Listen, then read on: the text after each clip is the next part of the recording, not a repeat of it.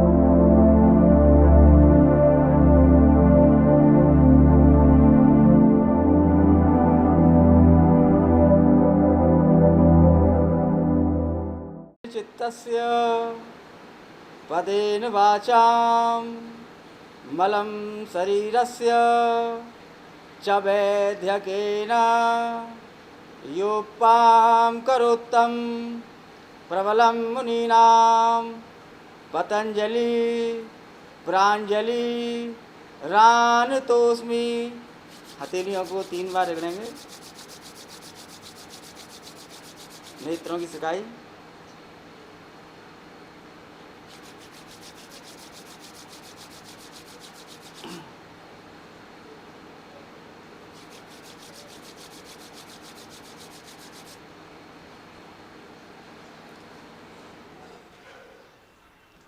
आज हम सिखाएंगे सूर्य नमस्कार। सूर्य नमस्कार एक बहुत अच्छी पद्धति है। सूर्य नमस्कार के अंतर्गत प्राणायाम, ध्यान, आसन, व्यायाम एवं सूक्ष्म क्रियाएं, इन सबका मिश्रण है सूर्य नमस्कार। और बच्चे 100 सूर्य नमस्कार प्रतिदिन करें। 100 प्रतिदिन करेंगे, 200 वर्ष तक जिएंगे वो बच्चे, 200 साल तक। ऐसी पद्धति है सूर्य नमस्कार की। सूर्य नमस्कार सबसे ज़्यादा ऊर्जावान बनाने वाला है। जो सूर्य नमस्कार करते हैं वो सबसे ज़्यादा ऊर्जावान बन जाते हैं। तो ऊर्जावान बनने के लिए सूर्य नमस्कार बच्चे प्रातःकाल प्रतिदिन करें। कम से कम 100 सूर्य नमस्कार प्रतिदिन करें। 100 सूर्य नमस्कार करने में लगभग उनको 1 घंटा लगेगा। सूर्य नमस्कार करने के बाद तो फिर कुछ भी एक्सरसाइज करने की ज़रूरत नहीं पड़ती है, केवल दौड़ छोड़ करके। दौड़ और सूर्य नमस्कार जो बच्चे करेंगे वो पुरुषार्थी बन जाएंगे, बहुत ज़्यादा पुरुषार्थी बन जाएंगे, शक्तिशाली बन जाएंगे। और उस ऊर्जा को अपने देश सेवा में लगाएं, अपने ठाकुर जी के भजन ध्यान में लगाएं, अपने परिवार समाज की सेवा में लगाएं। राधे राधे।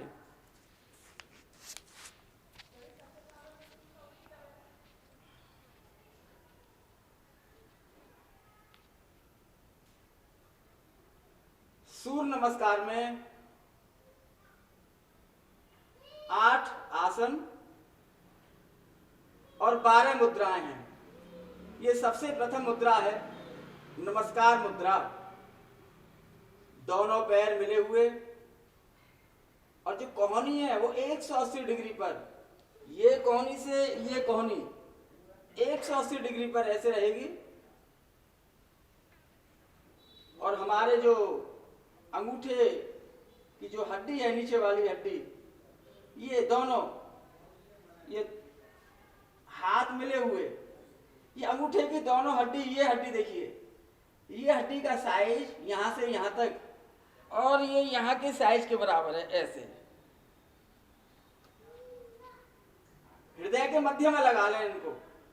टच करना है, खींचना नहीं है, केवल टच करके रखेंगे यहाँ। ओम मित्राय नमः, भगवान सूर्य पूरे ब्रह्मांड के मित्र हैं। भगवान सूर्य किसी के साथ भी भेदभाव नहीं करते, वो समान रूप से अपनी रोशनी पहुंचाते हैं। इसीलिए ये मित्र हुए, सबके मित्र हैं सूर्य भगवान। सबसे पहला मंत्र है ओम सूर्याय नमः। नंबर 1 नमस्कार आसन। नंबर 2 इसको प्राणायाम के साथ में करते हैं। प्राणायाम के साथ में श्वास खींचते हुए दोनों हाथ ऊपर,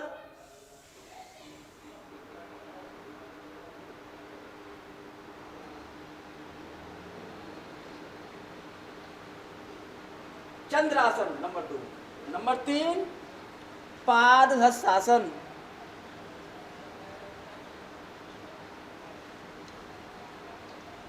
जो पैर की उंगलियां है, पैर का अंगूठा है, हाथ की बीच वाली उंगली उस अंगूठे के समानांतर यहाँ आनी चाहिए।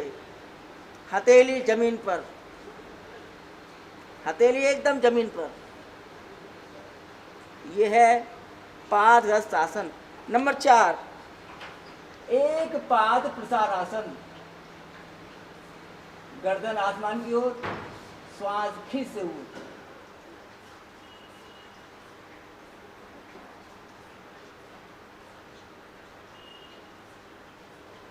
ये दंडवत आसन में थोड़ी हल्का सा सीना, घुटना और पैर के अंगूठे जमीन में रहेंगे मात्र। भुजंग आसन, आसमान की तरफ देखते हुए। पर्वत आसन, इसमें एड़ी जमीन से लगी रहती है, पेट अंदर की ओर खिंचा हुआ, थोड़ी कंठ से।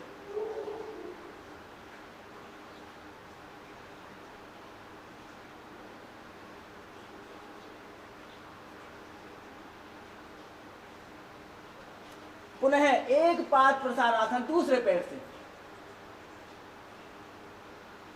आसमान की तरफ देखते हुए।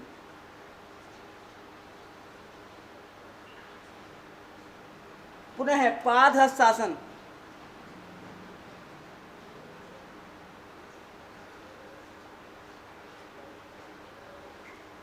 श्वास खींचते हुए चंद्रासन।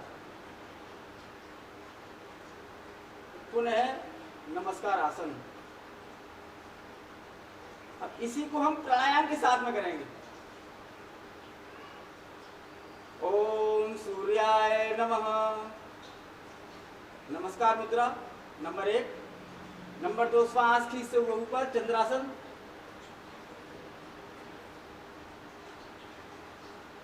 नंबर 3 श्वास छोड़ते हुए पादहस्तासन।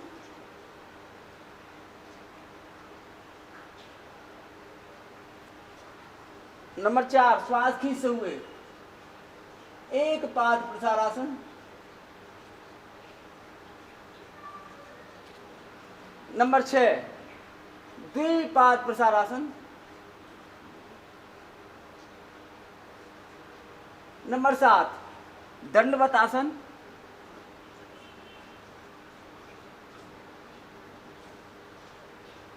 श्वास छोड़ते हुए डाउन, श्वास खींचते हुए अप भुजंगासन। श्वास छोड़ते हुए पर्वतासन।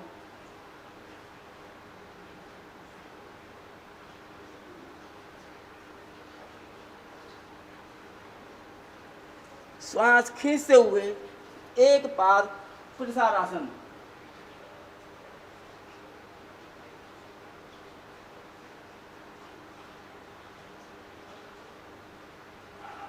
श्वास छोड़ते हुए पादहस्तासन।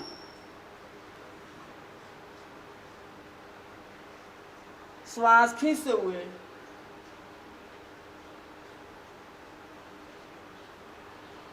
श्वास छोड़ते हुए नमस्कार आसन। सूर्य नमस्कार करने के बाद शवासन करना बहुत ही आवश्यक है।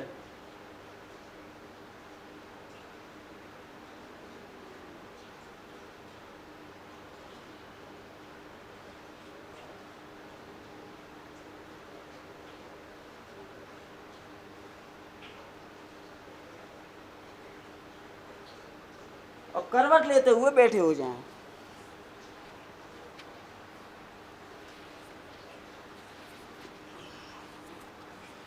सूर्य नमस्कार संपूर्ण योग क्रिया है। इसको जितनी धीमी गति से आप करेंगे, जितनी धीमी गति से, उतना ज़्यादा लाभ मिलेगा।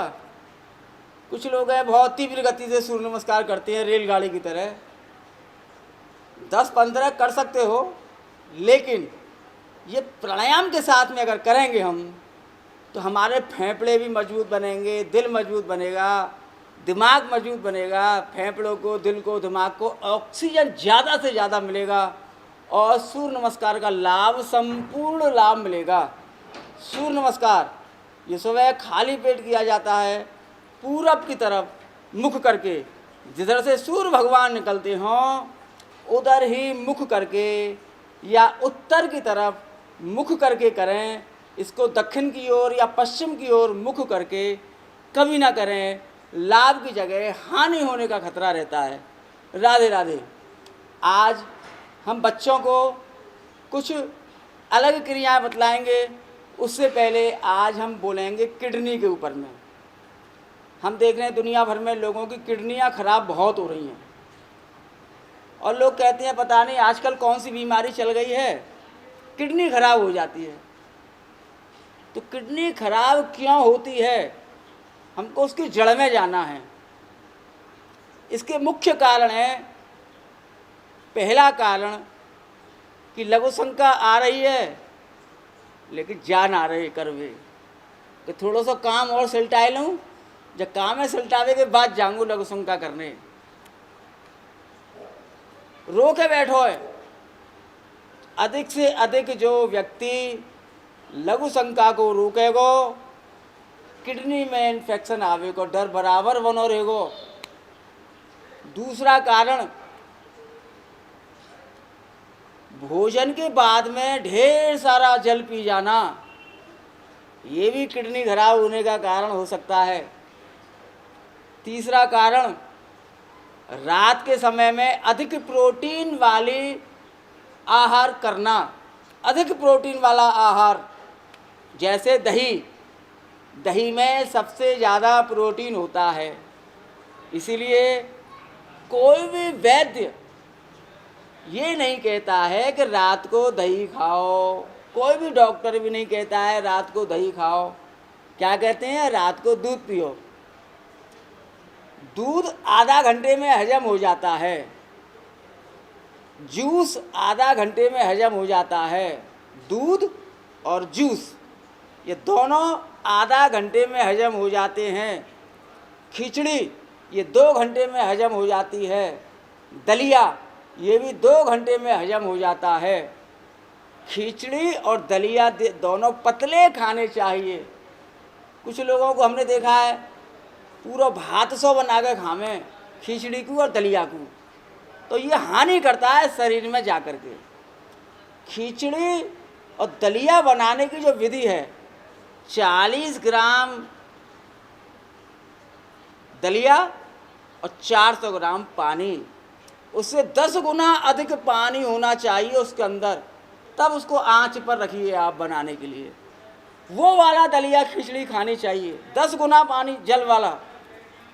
और हम देखें कि जल की मात्रा कम, खिचड़ी की दलिया की मात्रा ज़्यादा है जाए तो वो बिल्कुल भात की तरह बन जाए, वो हानिकारक है। ये भी किडनी खराब होने का कारण हो सकता है।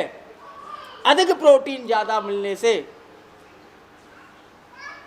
दही में बहुत ज़्यादा प्रोटीन होता है, दालों में भी बहुत ज़्यादा प्रोटीन होता है। तो रात्रि के समय दाल भी खाना वर्जित है। सब मना करते हैं, डॉक्टर भी और वैद्य भी, कि रात को दाल मत खाओ। रात को चावल खाना भी वर्जित है, चावल में भी प्रोटीन होता है। तो रात्रि के समय में प्रोटीन वाला आहार बिल्कुल ना लें। अगर आपको अपनी किडनी फिट रखनी है, जिनकी किडनी सही हैं, वो रात्रि को प्रोटीन वाला भोजन बिल्कुल ना करें। 100 वर्ष तक उनकी किडनी मस्त बनी रहेगी। एक कारण और इसका, लघु शंका करने गए और लघु शंका करने के तुरंत बाद जल पी लेना, तुरंत बाद जल पी लेना, ये भी किडनी में इन्फेक्शन पैदा कर देता है।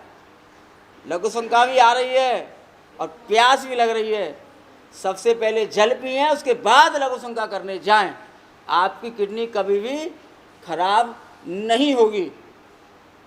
भोजन से 1 घंटे पहले 1 घंटे बाद जल पिएं, आपकी किडनी एकदम फिट रहेगी। दोपहर को भोजन करने के बाद कभी भी चलें नहीं, दोपहर के भोजन करने के बाद कभी नहीं टहलना चाहिए। रात्रि को भोजन करने के बाद कम से कम 1000 कदम टहलना चाहिए और दोपहर को भोजन करने के बाद विश्राम करना चाहिए, 3.5 मिनट का विश्राम, यौगिक विश्राम। वो कैसा विश्राम है, ध्यान से सुनिएगा। भोजन करने के तुरंत बाद आप दाहिनी करवट लेट जाएं, राइट साइड दाहिनी तरफ लेट जाएं, अपनी आती जाती श्वासों पर ध्यान लगाओ। 8 बार आती जाती श्वासों को आप गिन लो। 8 बार आपने आती जाती श्वासों को दाहिनी तरफ राइट साइड करवट करके लेटते हुए गिनना है। किस प्रकार, ये देख लो।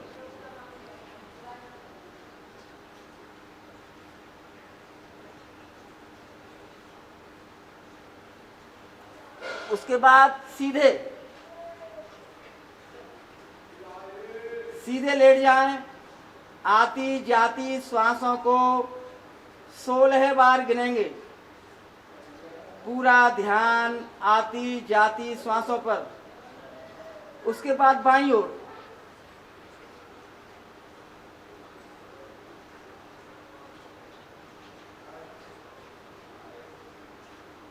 सोने में ये मुद्रा होनी चाहिए। सोते समय मुद्रा भी ठीक रखनी चाहिए साधक को। तो बाईं तरफ 32 बार श्वासों को गिनिए, ध्यान पूरा श्वासों पर। 8, 16, 32, 3.5 मिनट में आपका विश्राम कंप्लीट। और 3.5 मिनट विश्राम करने के बाद आप कितना भी हल्का कार्य करो, भारी से भारी कार्य करो, जितना भी हमने भोजन किया है, खाया पिया सब हजम, मात्र 3.5 मिनट में इतना आप दोपहर को करिए। आपकी किडनी भी ठीक रहेगी, लीवर भी ठीक रहेगा, आंतें भी ठीक रहेंगी, पेनक्रियाज भी ठीक रहेगी, जो इंसुलिन बनाने का काम करती है, शुगर को कंट्रोल बनाने का काम करती है। आपका दिल भी ठीक रहेगा, मस्तिष्क भी ठीक रहेगा, पेट में गैस नहीं बनेगी, कब्जियत नहीं होगी, एसिड नहीं बनेगी। इतना गुणकारी है ये लेटना। अब इसमें लेटने से लाभ क्या मिलता है, ये भी साधकों को समझना बहुत ही जरूरी है। जब हम दाईं तरफ लेटते हैं, दाईं तरफ, तो हमारा चंद्र नाड़ी चलती है, बाईं नासिका। दाईं तरफ लेटने से चंद्र नाड़ी तीव्र गति से चलती है। और जब हम सीधे लेट जाते हैं, दोनों नासिकाएं समान रूप से चलती हैं। तो बाईं तरफ जब हम लेटते हैं, बाईं तरफ लेटने से, लेटे हैं बाईं तरफ, और सुर चलेगा हमारा दाहिना वाला सूर्य नाड़ी। और सूर्य नाड़ी शरीर को ऊर्जावान बनाती है। हमेशा बाईं करवट सोना चाहिए। जो नर बाईं करवट सोवे, बाको काल बैठ के रोवे। बाईं करवट सोने वाला दीर्घायु को प्राप्त होता है, इतना भी ध्यान रखना। और जो व्यक्ति दाहिनी करवट सोते हैं, दाहिनी राइट साइड सोते हैं रात्रि को बिस्तर में, रात भर दाहिनी तरफ, वो हमेशा बीमार रहेगा। सबसे बड़ा स्ट्रोफीलिया का मरीज तो बन ही जाएगा। वो फेफड़े कमज़ोर पड़ जाएंगे, दाहिनी तरफ सोने से तमाम बीमारियों में घिर जाएगा। इसीलिए बाईं करवट सोना चाहिए। बाईं करवट सोने से सूर्य नाड़ी चलती है अच्छी, और सूर्य नाड़ी शरीर में को गर्म करती है, ऊर्जा प्रदान करती है। इसीलिए विद्वानों ने कहा है कि जो नर बाईं करवट सोवे, बाको काल बैठ के रोवे। तो इससे किडनी एकदम फिट रहेंगी, साधकों की एकदम किडनी फिट रहेंगी। सुबह सुबह बिस्तर से उठ करके तुरंत जल पिए, पेट भर के। जल पीने के बाद लघु शंका, शौच इत्यादि जाना शुरू करें। तो रात्रि को प्रोटीन वाला भोजन तो बिल्कुल बंद कर दो आज से ही, कि हमें रात को दही ना खाना और चावल ना खाने, दाल ना खानी, हैवी भोजन ना करना, पकवान ज़्यादा ना खाने, जिप्रण कर लो। 60 वर्ष की उम्र के बाद बुजुर्गों को रात्रि का भोजन नहीं करना चाहिए, 60 वर्ष की उम्र के बाद, क्योंकि हमारा जो पाचन तंत्र है ये कमज़ोर पड़ जाता है। तो 60 वर्ष के बाद में रात्रि को केवल दूध ले सकते हो आप, 1 गिलास, 1.5 गिलास, 2 गिलास, और ज़्यादा करो वहाँ में किशमिश डाल के पी लो। रात्रि को बुजुर्गों को ठोस आहार नहीं लेना चाहिए, हानि होती है उनको। तो रात्रि का भोजन बंद कर दें बिल्कुल, कि रात्रि को हम केवल दूध लेंगे।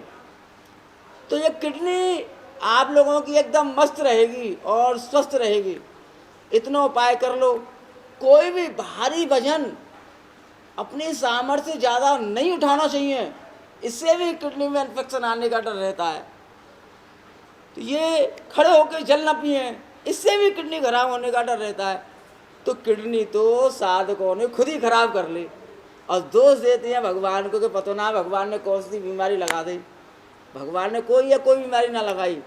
हर मनुष्य अपना कर्ता धर्ता खुद ही है, अपना निर्माण हर मनुष्य स्वयं करता है, अच्छा भी और बुरा भी। हमको अपने आप को अच्छाई में डालना है। शांतः सुखाय, शांत रहें और सुखी रहें। हमारे व्रज में एक कहावत है कि पहला सुख निरोगी काया। सबसे पहला सुख बताया है निरोगी काया। और आजकल हम देख रहे हैं काया पाया गई भाड़ में, धन चाहिए धन, और धन के पीछे मरो जा रहे हो, पागल हो जा रहे हो। 40-50 साल तक धने कमाए में लगो रहे, फिर 50 साल के बाद में बात धने डॉक्टर ने कमाई में लगो रहे। कहा था भैया ऐसे धने कमावे थे, जिम्मत खाई इतने धन कमावे थे। खूब धन कमाओ, खूब धन कमाओ, राष्ट्र को खूब टैक्स दो, खूब मंदिर बनाओ, देवालय बनाओ, खूब दान करो, उस धन का सदुपयोग करो। साथ में अपने शरीर को सबसे पहले ध्यान रखो, सबसे पहले शरीर का ध्यान रखो। पहला सुख निरोगी काया, दूसरा सुख घर में हो माया, दूसरा सुख है धन। धन रहेगा घर में सुख समृद्धि बनी रहेगी। तीसरा सुख सुलक्षणा नारी, और चौथा सुख पुत्र हो आज्ञाकारी। ये 4 सुख प्रमुख बतलाए गए हैं। लेकिन आदमी 3 सुखन के पीछे ना भाग रहा, केवल धन के पीछे भाग रहा। हाय धन मरो जा रहा धन के पीछे। उल्टा सीधा कामनते कैसे आवे, धन आना चाहिए। तो जो जैसा धन आएगा वो धन वैसा ही रूप लेके आएगा, वैसे ही प्रवृत्ति लेके आएगा, और वैसे ही उस मनुष्य के जीवन में वैसा ही काम करे। सात्विक धन सात्विक काम करेगा, और गलत कार्य से आए हुए धन वो मनुष्य के जीवन में गलत काम करेगा। तो आज हम बच्चों के लिए खड़े होकर के कुछ क्रियाएं बतलाएंगे।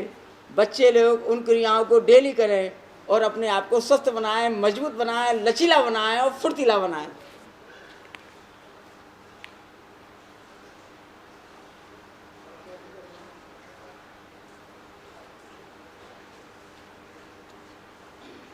एक पाद नासिका स्पर्शासन, उत्थित एक पाद नासिका स्पर्शासन। खड़े होकर के एक पैर पे खड़े हो जाएं और दूसरा पैर धीरे धीरे नासिका से लगाने की चेष्टा करें। ऐसे नहीं, एकदम सीधे इस प्रकार सीधे खड़े हो जाएं और नासिका से अंगूठा लगाने की कोशिश करें। इस प्रकार धीरे धीरे धीरे धीरे। इससे जो पैर हैं ये जबरदस्त लचीले बनेंगे, पैरों में लचीला बनाएगा, मजबूत बनेंगे पैर, और शरीर का बैलेंस भी बनेगा। 100 वर्ष तक चलते में लड़खड़ाओगे ना। हम बहुत से ने देखा चलते चलते लड़खड़ा जाएं। तो लड़खड़ाने का कारण ये है कि पैरों की जो नस नाड़ियाँ हैं ये कमज़ोर पड़ जाएँ नस बुढ़ापे में जाके। तो आप डेली अभ्यास करोगे तो कभी भी कमज़ोर ना पड़ेंगी। फिर दूसरे पैर से इसको एकदम बैलेंस में, गर्दन झुका के नहीं, गर्दन एकदम सीधी, और धीरे धीरे पैर के अंगूठे को नासिका से लगाने की कोशिश करें। छोटे छोटे बच्चे इसका डेली अभ्यास करो। पैरों में लचीलापन आएगा। इसके बाद ही अभ्यास है उत्थित एक पाद आसन। दूसरा हाथ पीछे रख लो कमर पर,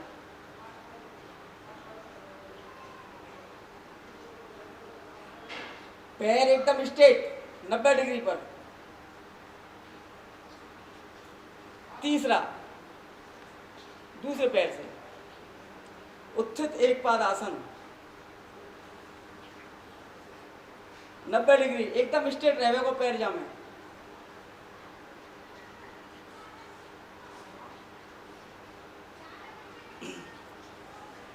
तीसरा इसमें नटराज आसन।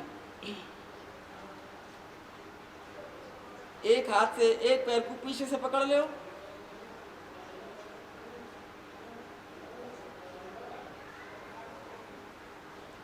दृष्टि उंगलियों पर।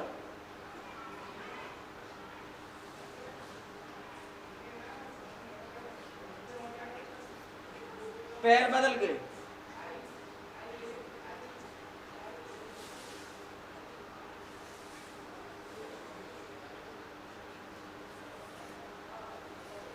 नंबर 5, इस पैर को मोड़ते हुए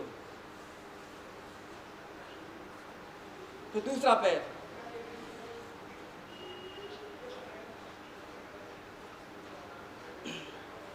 नंबर 6,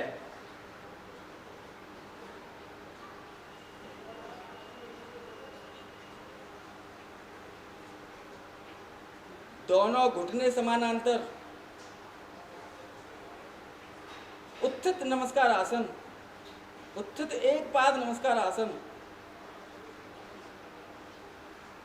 फिर इसको पैर बदल के करेंगे।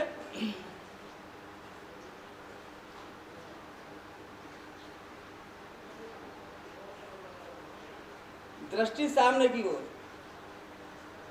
किसी एक केंद्र बिंदु पर टिका दें दृष्टि को।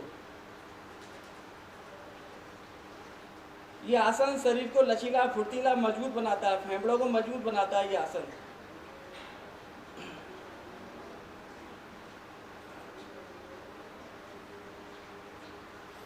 इसी आसन की एक श्रृंखला है, पूरी श्रृंखला। बच्चे उस श्रृंखला को सीखें और खेल खेल में प्रतिदिन करें उस श्रृंखला को। देखो, 1 2 3 4 5 6 7 8। इसी प्रकार बच्चे पैर बदल के करें डेली। इससे बच्चों के शरीर में जबरदस्त ऊर्जा का संचार, बैलेंस बनेगा बच्चों का, उनका मन एकाग्र होगा। वो बच्चा अपने जीवन काल में कभी भी गलत काम नहीं कर सकता है। योग करने वाला, आसन करने वाला, ध्यान लगाने वाला, ठाकुर जी का मनन करने वाला, सुमरन करने वाला कभी भी गलत काम नहीं कर सकता है। श्रीमद् भगवद गीता के अंदर में सबसे पहला जो श्लोक है, धर्म क्षेत्रे कुरुक्षेत्रे समवेतायुषवः माम कहा पांडवश्चैव किम कुर्वत संजय। तो सबसे पहला जो अक्षर आया है वो आया है धर्म क्षेत्रे। युद्ध महाभारत का लड़ा गया कहाँ? कुरुक्षेत्र में। और शब्द यहाँ कहाँ दिया है? किस धर्म क्षेत्रे। तो वो कुरुक्षेत्र के अंदर में धर्म क्षेत्र होने का कारण कि वहाँ भगवान श्री कृष्ण खड़े हुए, और जहाँ भगवान श्री कृष्ण खड़े हो जाएं वो क्षेत्र एकदम धर्म क्षेत्र बन जाए। इसीलिए सभी साधक योग करते समय भगवान श्री कृष्ण को सुमिरन मन ही मन करते रहें। इससे हृदय में भक्ति की जागृति मिलेगी और योग करने में मन लगेगा। और ऐसा ना है कि एक्स्ट्रा समय चाहिए हमें भगवान के नाम के काजे। अरे सुबह सवेरे नहाए धो के अपना और बैठ जाओ, आसन लगा के शुद्ध आसन पर। शुद्ध आसन होना चाहिए, ध्यान रखिए, शुद्ध आसन। बिना स्नान ध्यान किए योग करना नहीं चाहिए किसी को भी, ये वर्जित है। जैसे हम बिना स्नान ध्यान के अपने मंदिर में ना जा सकें, अपने शुद्ध आसन पर ना बैठ सकें, तो बिना स्नान ध्यान के योग कैसे कर सकें।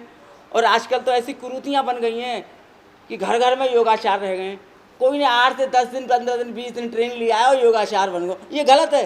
अध जल गगरी छलकत जाए, तो ये गलत है। उन लोगों को भी साधना करनी चाहिए। सालों साल साधना लग जाती है योग में। मुझे पिछले 37-38 सालों से मैं योग कर रहा हूँ, फिर भी मैं योग में अभी अल्प हूँ, क्योंकि योग विज्ञान बहुत बड़ा है। तो किसी उल्टे सीधे योगाचार्यों के चक्कर में न पड़ें। कोई अच्छा योगाचार्य हो उसी से ही योग सीखें। किताबों से देख करके या टीवी देख करके योग सीखने की चेष्टा तो करें, किंतु यही ठीक है ये ना धारणा करें। टीवी से किताबों से हम योग तो सीख लेंगे, लेकिन हम गलत कर रहे हैं या सही कर रहे हैं ये तो कोई अच्छा ही योगाचार्य ही आपको ठीक कर सकता है। तो आज के लिए इतना ही। कल सिखलाएंगे हम चंद्रासन माता बहनों के लिए। ये सूर्य नमस्कार पुरुषों के लिए बनाया है भगवान ने, और चंद्र नमस्कार भगवान श्री कृष्ण ने माता बहनों के लिए बताया है। चंद्र नमस्कार सूर्य नमस्कार से भी ज़्यादा बेस्ट है। और गर्मियों में सूर्य नमस्कार नहीं करना चाहिए, गर्मियों में केवल चंद्र नमस्कार करना चाहिए, जो हमारे शरीर को शीतल रखते हैं चंद्र भगवान। सूर्य नमस्कार हमेशा जाड़े में किया जाता है। आषाढ़ में बारिश शुरू हो जाए और सूर्य नमस्कार शुरू कर दो, और फागुन में जाकर सूर्य नमस्कार बंद कर दो। फिर चैत बैसाख जेठ ये 3 महीना आप चंद्र नमस्कार करो। आज के लिए इतना ही। 3 बार ओंकार।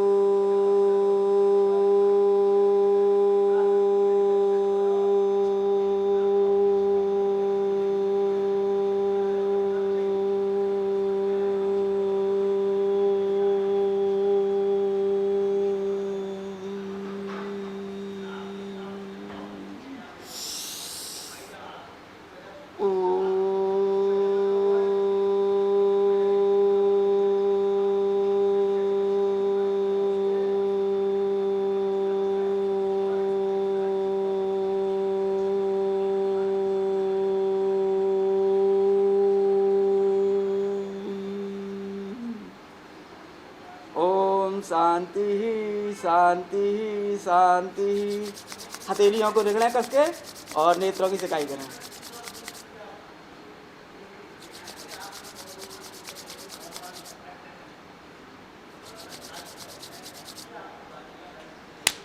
राधे राधे।